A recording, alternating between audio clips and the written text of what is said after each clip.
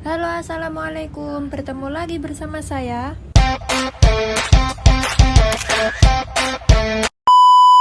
Jadi, pada video kali ini saya akan menjelaskan tentang fikih faraid dan hukum positif di Indonesia. Yang pertama, KHI tentang waris. Ini hadir sebagai dasar hukum waris bagi umat Islam di Indonesia melalui Impres nomor 1 tahun 1991. Aturannya bersumber dari fikih faraid namun disesuaikan dengan kebutuhan masyarakat modern. Inovasi pentingnya adalah adanya ahli waris pengganti serta aturan jelas mengenai anak angkat dan anak di luar nikah. Perbedaan KHI dan fikih klasik.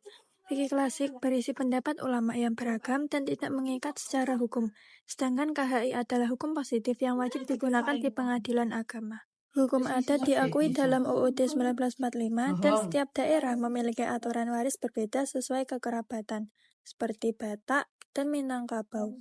KHI maupun KUH Perdata sama-sama memberi ruang bagi adat sehingga hukum adat tetap berperan penting meski menghadapi tantangan modernisasi.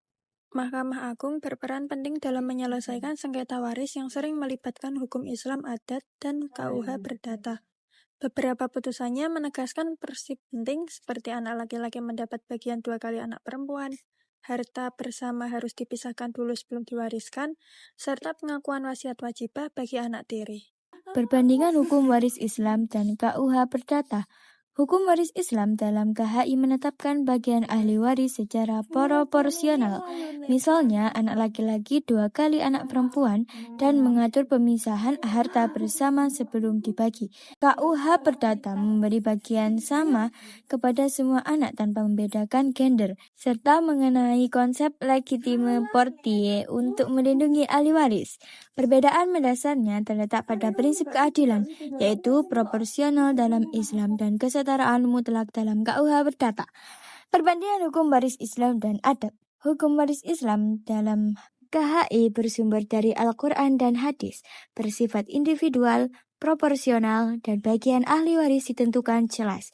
Sementara itu, hukum adat fleksibel dan berbeda tiap daerah. Ada yang patrilineal, matrilineal, maupun bilateral, dengan pola kolektif menjaga harta pusaka untuk kepentingan bersama. Implementasi di peradilan agama. KHI menjadi pedoman utama pembagian waris bagi muslim, termasuk aturan ahli waris pengganti. Pengadilan agama menegakkan aturan syariat tetapi juga mempertimbangkan adat agar putusan diterima masyarakat.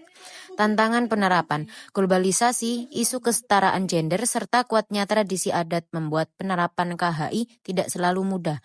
Hakim perlu pendekatan kontekstual agar adil secara hukum dan sosial. Sinkronisasi dengan hukum nasional. KHI melalui Impres nomor 1 tahun 1991 diakui sebagai pedoman resmi meski bukan undang-undang. Hukum Islam tetap berperan penting sebagai sumber hukum nasional untuk menciptakan kepastian dan keadilan. Sekian video penjelasan dari saya, kurang lebihnya mohon maaf. Wassalamualaikum warahmatullahi wabarakatuh.